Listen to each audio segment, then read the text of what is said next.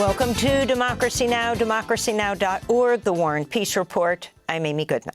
Defense Secretary Pete Hegseth defended the September 2nd double attack that killed 11 people aboard an alleged drug smuggling boat in the Caribbean, including 2 survivors of the initial strike. Hegseth defended the Pentagon's actions, even as he continued to deny reports he issued a verbal order to kill all crew members aboard. Hegseth spoke from the Reagan National Defense Forum in Simi Valley, California, Saturday. What I understood then and what I understand now, I fully support that strike. I would have made the same call myself. Those who were involved in 20 years of conflict in Iraq and Afghanistan or elsewhere know that reattacks and restrikes of combatants on the battlefield happen often. Hegseth also refused to say whether the Pentagon would release video showing the follow-up attack on September 2nd. That's despite President Trump's statement last Wednesday that, quote, whatever they have, we'll certainly release, no problem. Meanwhile, CNN's reporting that Admiral Frank Mitch Bradley told lawmakers last week the alleged drug boat on September 2nd planned to link up with another larger vessel that was bound not for the United States, but for Suriname. On Friday, Amnesty International said the focus on the September 2nd double-tap strike had obscured the fact that all of these strikes had been illegal under domestic and international law. Amnesty wrote, quote, all of them constitute murder because none of the victims, whether or not they were smuggling illegal narcotics, posed an imminent threat to life. Since September, the Pentagon claims it's struck at least 22 boats in the Caribbean and the Eastern Pacific. A senior Hamas official says the group is ready to discuss freezing or storing its stockpile of weapons as part of the ceasefire deal to end Israel's assault on the Gaza Strip. The overture came as Israeli Prime Minister Benjamin Netanyahu said several key issues still need to be resolved before he'd commit to the second phase of the U.S.-backed ceasefire, which he's planning to discuss with President Trump at the end of December.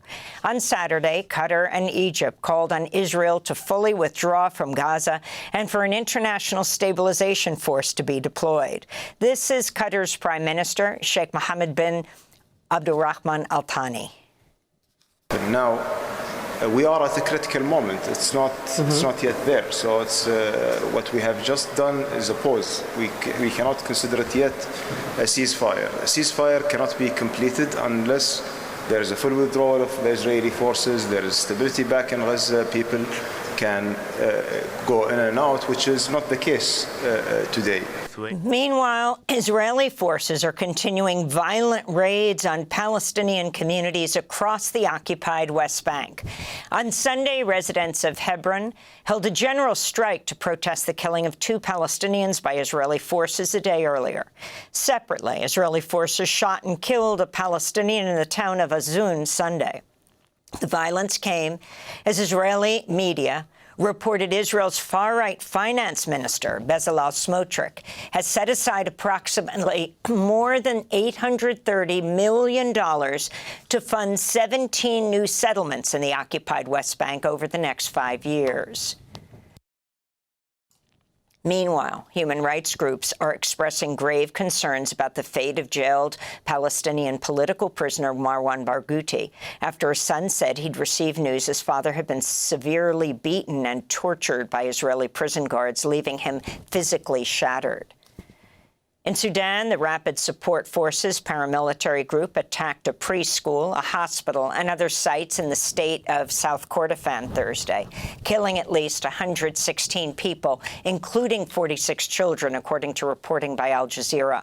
The war between the RSF and the Sudanese military has killed at least 40,000 people and displaced 12 million since 2023, though aid groups say the true death toll could be more than 3 times higher. Hundreds of people have fled heavy fighting in the Eastern Democratic Republic of the Congo after M23 rebels clash with Congolese forces backed by thousands of Burundian soldiers. The violence erupted in the Ruzizi Plain near the DRC's border with Rwanda and Burundi. Survivors describe bombs falling on civilians fleeing an initial attack on their communities. We were about to climb the mountain just after the Lubirisi Bridge. When we arrived at the first houses of Mutaruli, those who were in front and behind us weren't hit, but us who were in the middle, that's where the bomb fell in succession. The first, the second, and the third. That's when some people started falling and others died on the spot. I was injured and thought it was only me, but my child who was on my back was also hit. The fighting came just one day after President Trump hosted the leaders of the DRC and Rwanda in Washington, D.C. at the U.S. Institute of Peace, which the State Department has renamed the Donald J. Trump Institute of Peace, where they signed an agreement aimed at ending the decades-long conflict in the eastern DRC. Trump declared he'd brought peace to the region, describing it as a glorious triumph and a miracle. Russia launched a massive wave of drone and missile strikes on Ukraine over the weekend that officials in Kyiv are calling one of the most devastating attacks since Russia's full-scale invasion nearly 4 years ago. The strikes damaged power facilities in 8 Ukrainian regions and once again severed outside power to the Zaporizhzhia power plant, the largest nuclear plant in Europe, forcing officials to use backup diesel generators to prevent a nuclear disaster. This is Elena Khomik, who witnessed a Russian strike that triggered a fire in a warehouse near her home near Kyiv. We critically need to be helped with weapons, for the world to unite, for the world to help us, to be heard, for Mr. Trump to hear us, that he's being deceived, that he is being led into a delusion. You can't bargain with Russia. This is not the kind of country that will give in. If Ukraine falls, Russia will cling to something else. Look at what's happening with Georgia's Abkhazia, what they've turned this flourishing region into. They're doing this with Ukraine now. On Sunday, President Trump's eldest son, Donald Trump Jr., blasted Ukraine's President Volodymyr Zelensky over a corruption scandal and said the Trump administration might walk away from peace talks. His comments came as the Kremlin welcomed Trump's new national security strategy, which seeks to reestablish, quote, strategic stability with Russia.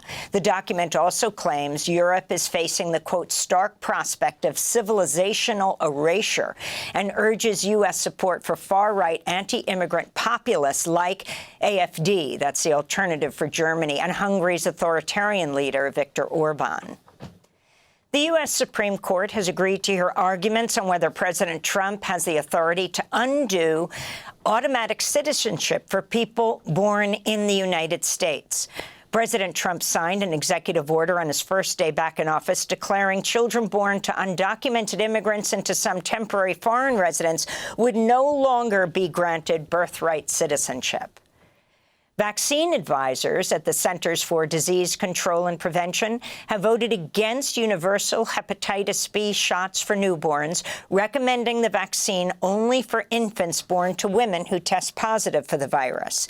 The announcement reverses 35 years of CDC recommendations that all newborns receive the hepatitis B vaccine within 24 hours. Attorney General Pam Bondi is ordering the FBI to compile a list of what the Justice Department is calling domestic terrorist organizations. A memo obtained by journalist Ken Klippenstein says the DOJ's target is those expressing, quote, opposition to law and immigration enforcement, extreme views in favor of mass migration and open borders, adherence to radical gender ideology, as well as anti-Americanism, anti-capitalism, and anti-Christianity. The memo echoes language in President Trump's directive known as the NSPM-7, or National Security Presidential Memorandum 7, which Trump signed in September in the wake of the murder of right-wing activist Charlie Kirk. We'll have more on this story later in the broadcast with the investigative journalist Ken Klippenstein. Democratic Congressmember Adelita Grijalva of Arizona says she was attacked by masked ICE agents Friday as she tried to find out more information about a raid taking place at a restaurant in her district in Tucson, Arizona. I was here. This is like the restaurant I come to literally once a week, and was sprayed in the face by a very aggressive agent, pushed around by others. When I literally was not being aggressive, I was asking for clarification, which is my right as a member of Congress.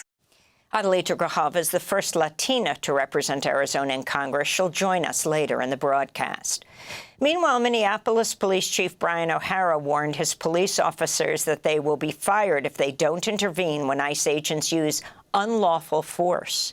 The Trump administration recently launched an immigration crackdown on the Twin Cities shortly after President Trump disparaged Minneapolis' Somali community as well as its Congressmember Ilhan Omar in a racist tirade, calling them all garbage. The Trump administration's changed the name of the nation's highest-ranking openly transgender official on her official portrait. Admiral Rachel Levine served for 4 years as President Biden's Assistant Secretary for Health and was the first transgender person to win Senate confirmation. Her official portrait is displayed at the Federal Department of Health and Human Services building after she was confirmed in 2021. Recently, the Trump administration removed Levine's name from her portrait and replaced it with her previous name. A startup funded by a venture capital firm with backing from President Trump's son, Donald Trump Jr., has been awarded a $620 million contract from the Pentagon. That's according to reporting from the Financial Times. It's the largest ever government contract issued by the Pentagon's Office of Strategic Capital. Don Jr. joined the venture capital firm 1789 Capital as a partner last year, and since then, at least 4 companies backed by the firm have received government contracts. A federal judge in Florida has ordered the release of previously sealed grand jury documents from a federal investigation into the late convicted sex offender Jeffrey Epstein in the mid-2000s. Soon after the investigation ended, Epstein and federal prosecutors negotiated a non-prosecution agreement, which resulted in Epstein pleading guilty in Florida state court to relatively minor charges. Friday's ruling ordering the release of grand jury documents comes after Congress passed a law last month requiring the Justice Department to release all its files on Epstein by December 19th. We'll speak with Congressmember Adelita Grijalva later in the broadcast about this pending deadline. FIFA awarded President Trump the organization's new Peace Prize Friday at the 2026 World Cup draw. FIFA President Gianni Infantino presented Trump with a gold trophy with his name on it, saying, quote, "You definitely deserve the first FIFA Peace Prize for your action, for what you've obtained in your way." Infantino is a close ally of Trump and has been a frequent visitor to the Oval Office. FIFA also established an office at Trump Tower in Manhattan. And President Trump hosted the annual Kennedy Center honors on Sunday night after completing his takeover of the once venerable arts institution in Washington, D.C.